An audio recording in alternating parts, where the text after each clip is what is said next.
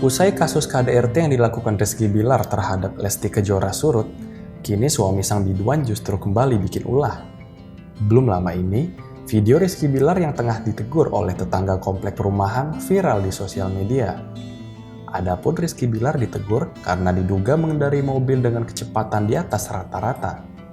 Sontak saja hal itu pun langsung membuat Rizky Bilar kembali menjadi perbincangan publik. Dalam video yang beredar di sosial media, tampak Rizky Bilar tengah ditegur oleh seorang pria berkaos biru dan berkacamata. Tampaknya Rizky Bilar tengah berusaha untuk menjelaskan sesuatu kepada pria tersebut.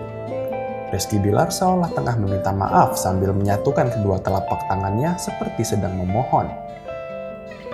Momen tersebut pun terekam sebuah video yang diambil oleh seorang ibu-ibu yang diduga merupakan keluarga dari bapak yang menegur Bilar. Ibu itu juga menekankan bahwa lokasi tersebut merupakan komplek perumahan, bukan jalan tol.